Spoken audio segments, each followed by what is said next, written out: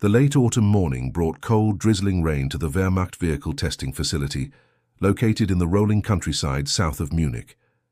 The installation, established before the war to evaluate civilian and military automotive designs, had become increasingly important as the conflict progressed and the need for reliable military transportation grew critical. The facility encompassed several hundred hectares of varied terrain, paved roads for speed trials, steep hillsides for gradient testing, muddy fields simulating battlefield conditions, water obstacles of varying depths, and rough tracks covered with rocks and ruts that would challenge any vehicle's suspension and drivetrain. On this particular morning, the rain had transformed portions of the test course into slippery mud, creating conditions that would prove ideal for evaluating off-road capability, but miserable for the engineers and drivers who would conduct the trials. Inside the facility's main garage, a cavernous structure capable of housing dozens of vehicles, two light military vehicles sat side by side under bright electric lighting, awaiting the comparative evaluation that had been scheduled for weeks. On the left stood a Volkswagen Kubelwagen, the Type 82 Germany's standard light reconnaissance and utility vehicle that had served throughout the Wehrmacht since early in the war. Its distinctive shape, open-topped body and purposeful design were familiar to every German soldier. On the right sat an American Willys MB Jeep, captured intact in Italy several months earlier and transported to the testing facility specifically for this comparative analysis. The contrast between the two vehicles was immediately apparent, even to casual observers, though the full significance of their differences would only become clear through systematic testing and detailed examination. Oberingenieur Franz Becker stood between the two vehicles, reviewing his testing protocol one final time before the field trials began. At 52 years old, Becker represented the pinnacle of German automotive engineering. Educated at the Technical University of Stuttgart, veteran of 3 decades in the automotive industry, including work with Daimler-Benz and Auto Union, and holder of numerous patents related to vehicle suspension and drivetrain systems. He had been involved with the Kubelwagen project from its inception, consulting on technical aspects of its development, and later evaluating production vehicles for military acceptance. His expertise was widely recognized, and his assessments carried considerable weight within Wehrmacht procurement circles and the automotive industry.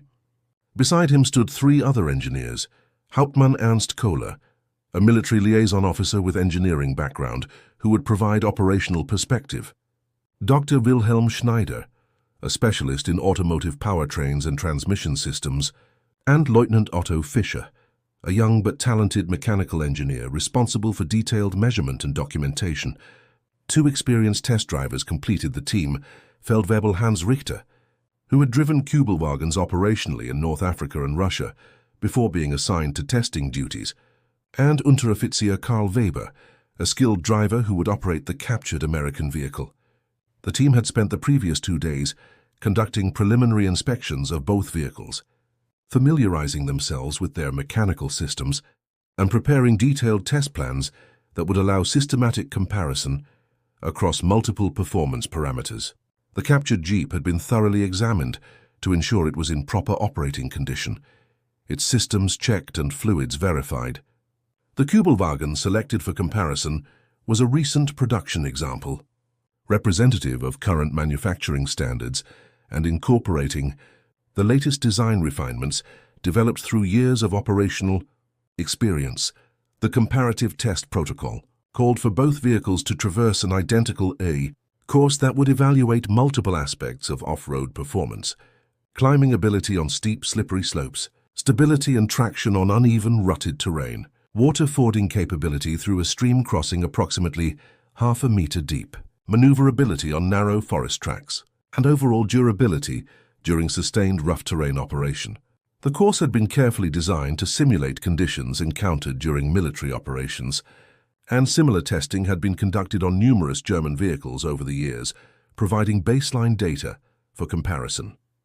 Each vehicle would complete the course while being observed by the engineering team, with timing recorded, fuel consumption measured, and any mechanical issues or handling characteristics documented. Following the field trials, both vehicles would undergo detailed technical inspection to assess wear, damage, or component stress resulting from the testing. The entire evaluation was expected to require approximately 4 to 6 hours, including setup, testing, and post-trial examination. Becker anticipated that the test would confirm the Kubelwagen's excellence. After all, it had been designed by Ferdinand Porsche, one of Germany's most brilliant automotive engineers, and had been refined through years of combat experience. The American Jeep, while certainly functional, was expected to show the limitations of a design prioritizing simplicity and low cost over the sophisticated engineering that characterized German automotive development. The morning's trials would provide concrete data supporting German engineering superiority, or so Becker assumed. What he could not anticipate was that the next 30 minutes would fundamentally challenge assumptions he had held throughout his professional career. The rain continued, falling steadily as the team completed final preparations. Both vehicles had been fueled and their tire pressures checked. The test course had been inspected to ensure conditions were consistent and that no obstacles had been displaced since the previous day's final survey. The weather, while unpleasant, was actually advantageous for testing purposes. Wet, muddy conditions would severely challenge traction and vehicle control, revealing capabilities and limitations more clearly than dry weather testing might. Becker gathered the team for a final briefing, reviewing the test sequence and ensuring everyone understood their roles. Kohler would observe from elevated positions along the course, noting handling characteristics and overall impressions from a tactical user's perspective. Schneider would focus on drivetrain performance, listening for unusual sounds and watching for signs of mechanical stress. Fischer would operate the timing equipment and record detailed observations throughout the trials. The two drivers would operate their assigned vehicles while providing subjective feedback about controls, visibility, and handling feel. Becker himself would observe from multiple vantage points, synthesizing observations and making technical judgments about each vehicle's capabilities. As the briefing concluded and the team dispersed to their positions along the test course, Richter climbed into the Kubelwagen, while Weber settled into the Jeep's driver's seat. The engine started, the Kubelwagen's air-cooled flat four producing its characteristic sound, the Jeep's Go Devil four-cylinder engine rumbling to life with a different tone. Both vehicles moved slowly toward the course starting point, their drivers performing final system checks. The comparative test was about to begin, and within half an hour everything would change. The test course's first section consisted of a moderate uphill gradient, approximately 20 degrees, covered in grass that had become slippery and muddy from the morning's rain. This initial challenge would evaluate each vehicle's traction, power delivery, and climbing ability under poor condition circumstances that frequently occurred in combat zones.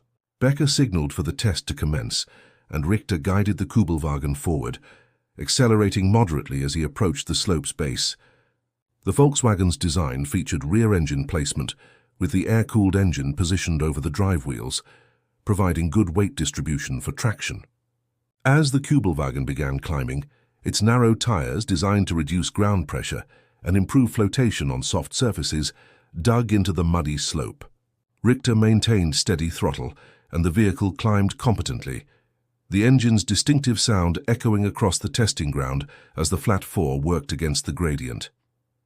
The independent suspension, using torsion bar springs and sophisticated geometry, absorbed irregularities in the terrain while maintaining wheel contact with the ground. Approximately 2/3 up the slope, the Kubelwagen encountered a particularly slippery section, where water had collected and created a muddy patch. The rear wheels spun momentarily, losing traction, and forward progress halted. Richter attempted to maintain momentum by increasing throttle, but the spinning wheels simply dug deeper into the mud.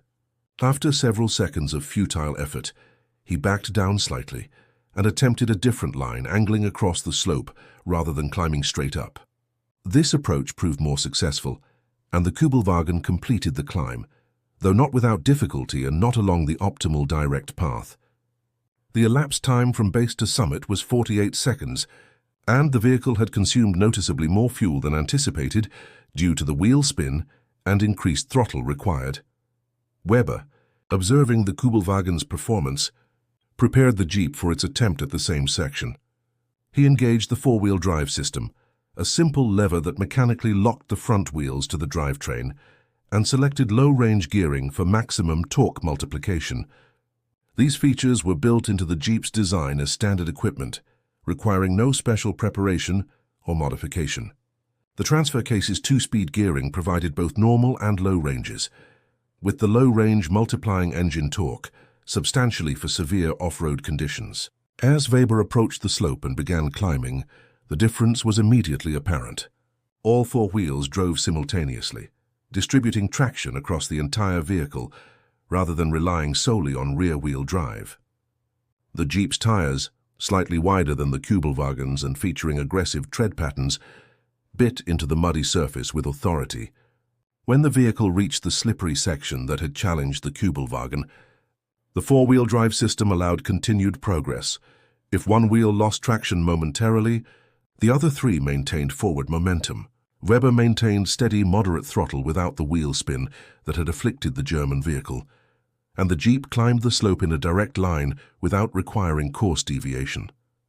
The elapsed time was 31 seconds, nearly 40% faster than the Kubelwagen, and the steady, controlled climb consumed less fuel despite the shorter time due to the lack of wheel spin and the efficient power delivery. Becker, watching from a vantage point that provided clear view of the entire slope, felt the first stirrings of concern. The Jeep's performance had been superior, undeniably measurably superior in this first test. The four-wheel drive system, which German engineers had generally considered unnecessary complexity for a light vehicle, had proven decisively advantageous.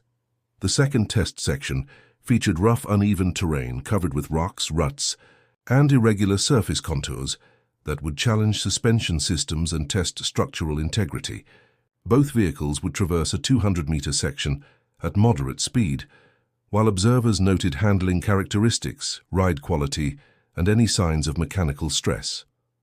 The Kubelwagen's sophisticated independent suspension, designed to provide good ride quality and maintain tire contact across uneven surfaces, represented advanced engineering.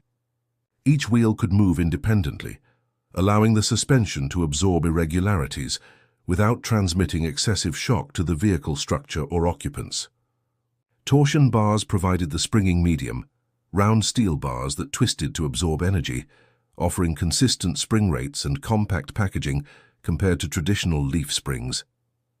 This system was one of the Kubelwagen's most praised features, reflecting Porsche's innovative approach to automotive engineering. As Richter drove the Kubelwagen across the rough terrain, the suspension worked as designed, absorbing impacts and maintaining reasonable ride quality. However, the vehicle's relatively low ground clearance, a consequence of the torsion bar, suspension packaging within the chassis, caused the undercarriage to occasionally contact larger rocks or high points in the terrain. These contacts produced alarming scraping sounds and visible jolts that suggested potential damage to critical components. The narrow track width, while advantageous for reducing vehicle width, also meant less stability on severely uneven surfaces, and the Kubelwagen occasionally tilted at angles that felt precarious. Richter navigated carefully, selecting his path to avoid the worst obstacles. Though this caution increased the time required to complete the section, Weber approached the same terrain section in the Jeep, and again the American vehicle's design characteristics proved advantageous. The Jeep's ground clearance exceeded the Kubelwagen's by several centimeters, providing room for the undercarriage to clear obstacles that had contacted the German vehicle. The suspension, while less sophisticated than the Kubelwagen's independent system, using simple leaf springs front and rear, was remarkably robust and provided excellent wheel articulation. The springs were compliant enough to absorb impacts, yet stiff enough to prevent excessive body roll or bottoming out. Most significantly, the suspension's generous travel allowed the wheels to maintain contact with the ground, even when crossing severe irregularities, ensuring that traction remained available for propulsion and control. The wider track width provided greater stability, reducing the alarming tilting that had characterized the Kubelwagen's passage. Weber drove more aggressively than Richter, maintaining higher speeds and tackling obstacles more directly, rather than carefully picking a path around them. The Jeep absorbed the punishment with apparent ease, its structure remaining solid and its mechanical systems operating without complaint. The noise level was considerable.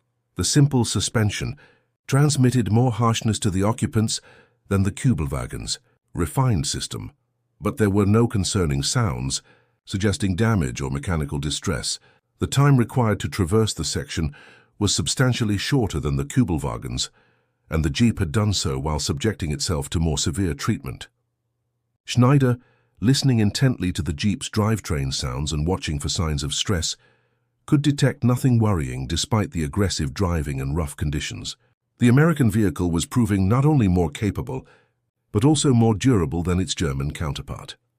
The third test section, perhaps the most critical, involved fording a stream that flowed across the test course. The water depth measured approximately half a meter at the designated crossing point, and the stream bed consisted of smooth rocks that would be slippery and potentially unstable. Water fording capability was essential for military vehicles, as combat operations frequently required crossing streams, flooded areas, or other water obstacles without bridge infrastructure. The Kubelwagen's design included considerations for water crossings, with the engine's air intake positioned relatively high and electrical components protected to reasonable standards.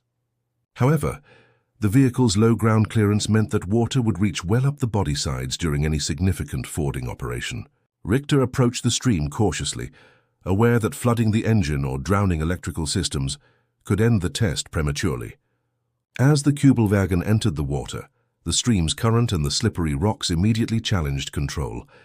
The rear drive configuration provided less traction than ideal, and the smooth tires struggled for purchase on the slick stream bed. The vehicle made slow progress across, with water rising to approximately door sill level and clearly reaching components that were not designed for submersion. Approximately halfway across, the Kubelwagen's engine began running roughly, likely due to water affecting the ignition system or air intake.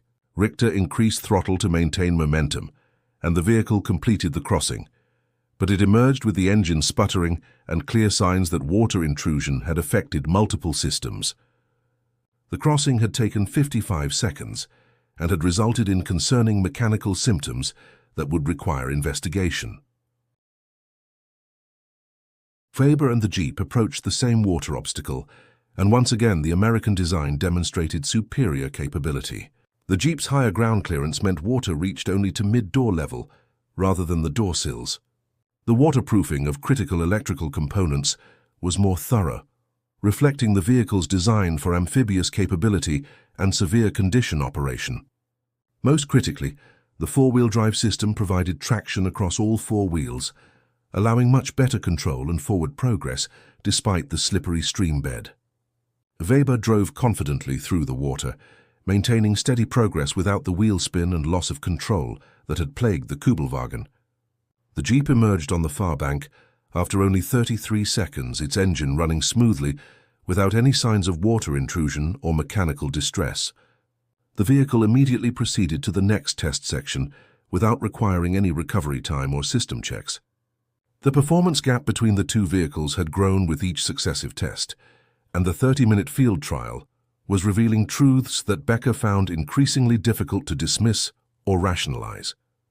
The American vehicle was not simply adequate, it was demonstrably superior in virtually every measurable parameter relevant to military utility. The implications were becoming impossible to ignore. The fourth and final section of the abbreviated test course consisted of a forest track, narrow, winding and covered with roots, loose soil, and scattered debris typical of unpaved paths through wooded terrain. This section would evaluate maneuverability, steering precision, and the ability to negotiate confined spaces while maintaining reasonable progress. The Kubelwagen, still recovering from its water crossing with the engine running somewhat roughly, entered the forest track with Richter driving carefully to avoid further mechanical stress. The vehicle's narrow width was advantageous here, allowing easier passage through tight gaps between trees and reducing the likelihood of body damage from branches or undergrowth. The steering, while requiring reasonable effort, was precise and allowed accurate placement, despite the challenging conditions. However, the Kubelwagen's rear drive layout created handling characteristics that were challenging on slippery surfaces. The light front end sometimes struggled for grip during cornering, while the heavy rear end could swing out if throttle was applied too aggressively. Richter's experience allowed him to manage these characteristics, but the vehicle demanded constant attention and careful throttle modulation to maintain control. The sophisticated suspension, while providing good ride quality, could not overcome the fundamental traction limitations of rear-wheel drive on slippery, uneven surfaces. Approximately two-thirds through the forest section, the Kubelwagen's engine began misfiring more severely. Clearly, the water crossing had caused problems that were worsening as the vehicle continued operating. Richter reduced speed further and nursed the vehicle through the remaining distance. Emerging from the forest track after 90 seconds, with the engine running roughly enough that continuing testing seemed inadvisable without mechanical attention. The Jeep, by contrast, navigated the forest track with confidence bordering on ease. The four-wheel drive system provided traction that allowed Weber to maintain momentum through sections where the Kubelwagen had struggled. The steering, while requiring more physical effort than the Kubelwagen's, the Jeep lacked the German vehicle's sophisticated steering geometry that reduced effort, was direct and responsive, allowing precise placement despite the absence of power assistance. The Jeep's wheelbase and track dimensions created handling balance that was neutral and predictable, without the tail-happy tendencies of the rear-engine Kubelwagen. Weber drove more aggressively, maintaining higher speeds and demonstrating the vehicle's capability to handle rough terrain without requiring excessive caution. The engine continued running smoothly, showing no lingering effects from the water crossing.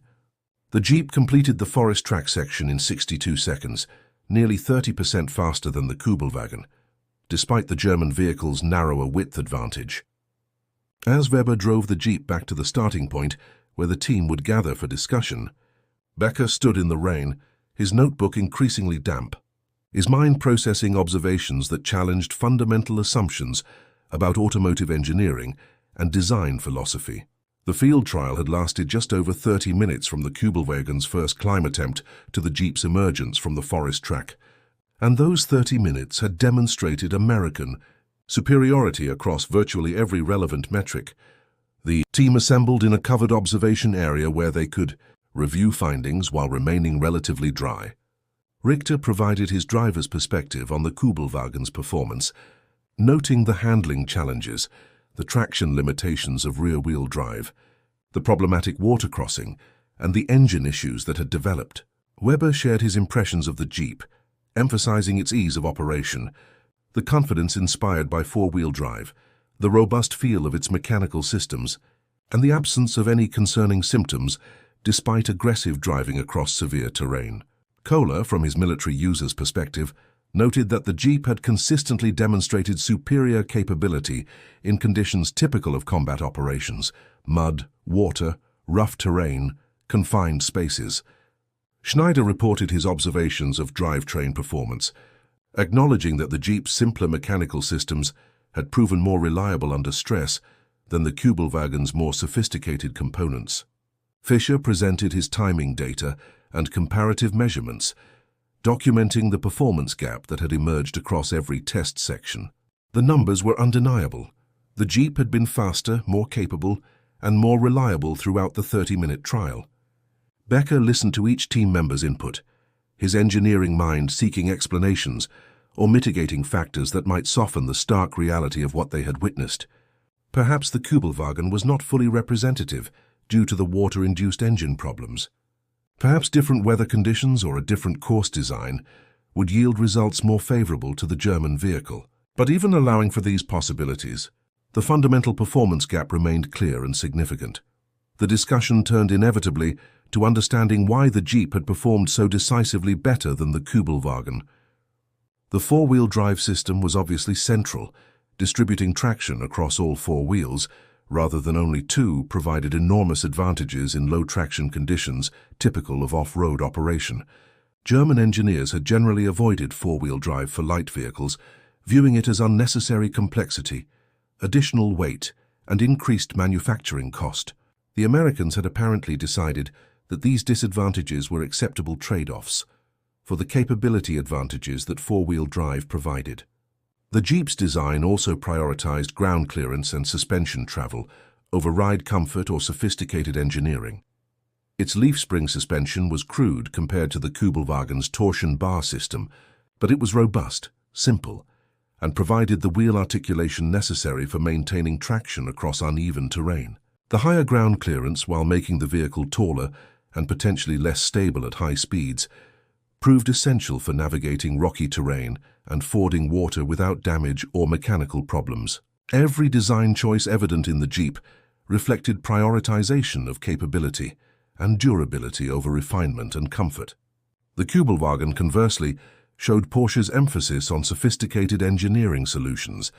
The air-cooled engine eliminated cooling system complexity. The torsion bar suspension provided good ride quality in a compact package. The rear engine layout improved traction compared to front engine designs.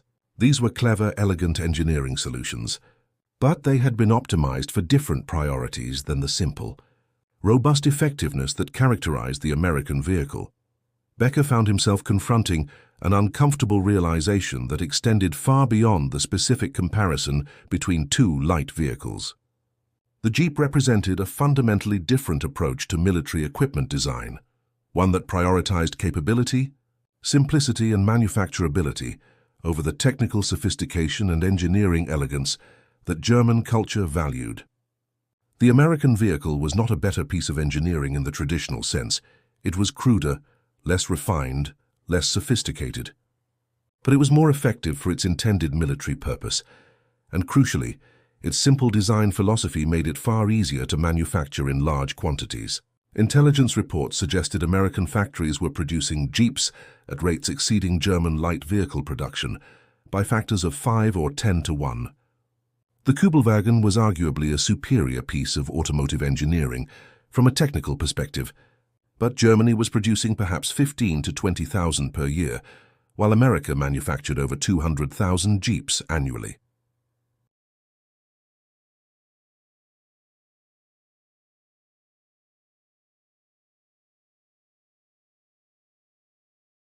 The performance gap observed during the 30-minute field trial was concerning enough, but the production disparity was strategically devastating. Even if the Kubelwagen were superior, which the field trial suggested it was not, Germany could never produce enough of them to match American numerical advantages. As rain continued falling on the testing facility and the two vehicles sat side by side in the garage, Becker began drafting his report, knowing that its conclusions would be unwelcome but undeniable. The test had revealed truths about engineering philosophy, manufacturing capacity, and industrial warfare that went far beyond the simple question of which light vehicle performed better in off-road conditions. The days following the field trial brought detailed post-test examination of both vehicles and extensive discussions among the engineering team about their findings and implications. The Kubelwagen, after drying out and receiving minor maintenance to address the water-induced engine problems, was found to be mechanically sound, though the undercarriage showed scrape marks from ground contact during the rough terrain section. The vehicle remained fully functional and capable, but the field trial had exposed limitations that were difficult to rationalize or dismiss. The Jeep, subjected to similar post-test inspection, showed virtually no adverse effects from the aggressive testing, no concerning wear, no damage, no mechanical issues requiring attention. The vehicle appeared ready for immediate return to operational service without any maintenance beyond routine checks. This durability, combined with the performance advantages demonstrated during the trial, painted a comprehensive picture of American design philosophy's practical effectiveness. Becker compiled his observations into a formal report that would be circulated through Wehrmacht logistics commands and automotive industry representatives. The document was technical and measured in tone, presenting factual observations and comparative data without excessive editorial commentary. Yet the implications were inescapable. The American Jeep had demonstrated superior off-road capability, better traction, improved water fording ability, greater durability, and easier operation compared to the Kubelwagen. The four-wheel drive system, which German engineering culture had generally dismissed as unnecessary for light vehicles, proved decisively advantageous in practical military applications. The Jeep's simpler engineering and more robust construction philosophy while sacrificing some refinement, delivered superior operational capability. The report's most significant section addressed manufacturing and strategic implications beyond the purely technical comparison. Even if the Kubelwagen matched or exceeded the Jeep's performance, which the field trial demonstrated it did not, the production rate disparity rendered such comparisons almost academic. Intelligence estimates suggested American Jeep production exceeded 200,000 units annually, possibly approaching 300,000 as production ramped through. 1943 and into 1944, German light vehicle production across all types totaled perhaps 30 to 40,000 units annually, including the Kubelwagen, motorcycles, and various other reconnaissance and utility vehicles. This meant America alone, not counting British, Canadian, and Soviet production, was manufacturing light military vehicles at rates 6 to 8 times greater than Germany's entire output. The strategic implications were devastating. German forces would be consistently outnumbered in terms of mobility and logistical support. Allied forces could absorb vehicle losses that would cripple German units, and the material advantage would compound over time as cumulative production differences grew larger. The Jeep represented not just a capable vehicle design, but an industrial philosophy that enabled mass production without sacrificing effectiveness. Its standardization, simplicity, and pragmatic engineering made it far easier to manufacture in quantity than the Kubelwagen's more sophisticated design. Every component showed evidence of design for manufacturing principles, parts that could be stamped rather than machined, assemblies that required minimal skilled labor, standardized fasteners and components that simplified supply chains. The Kubelwagen, while not excessively complex by German standards, still reflected traditional engineering, approaches that prioritized optimization and sophistication over manufacturing. Simplicity. Becker's report concluded with recommendations that were realistic about Germany's limited options. Tactically, Wehrmacht units should prioritize vehicle maintenance and careful operation to maximize service life, as replacement would be increasingly difficult. Operationally, German forces needed to accept that Allied mobility advantages would influence battlefield outcomes, requiring tactical adjustments to compensate for material inferiority. Strategically, German industry needed to reconsider design philosophies and manufacturing approaches, though Becker acknowledged that fundamental changes at this stage of the war were probably impractical, given existing commitments and resource constraints. The captured Jeep should be studied extensively, with particular attention to features that might be adapted for German vehicles or that revealed weaknesses that could be exploited tactically. But underlying these practical recommendations was a more fundamental conclusion that Becker stated carefully but clearly. Germany faced adversaries whose industrial capacity and manufacturing philosophies were fundamentally different from German approaches.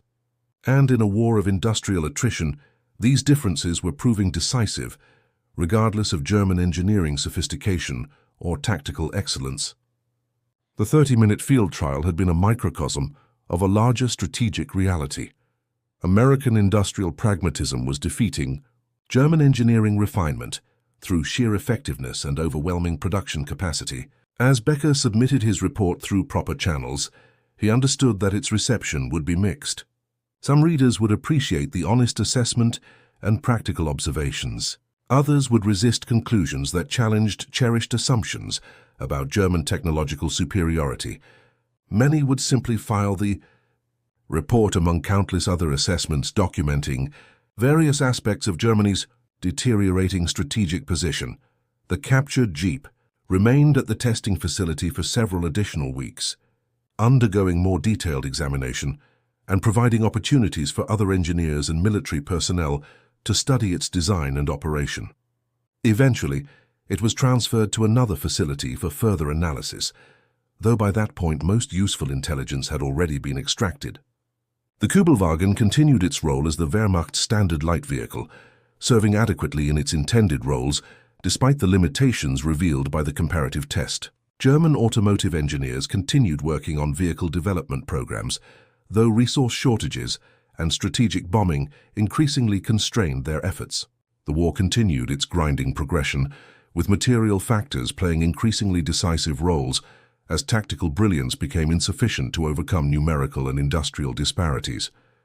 For those who had participated in or read about the 30-minute field trial near Munich, the memory remained vivid, a brief comparative test that had revealed uncomfortable truths about engineering philosophy, industrial capacity, and the nature of modern warfare. The test had demonstrated that in industrial conflict, adequate equipment produced in overwhelming quantities often proved more strategically valuable than superior equipment produced in limited numbers. Technical sophistication, while admirable and professionally satisfying to engineers, was insufficient without the industrial capacity to deploy that sophistication at scale.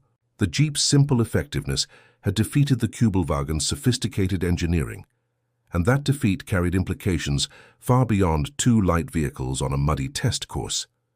It symbolized a broader reality that Germany was confronting across multiple domains.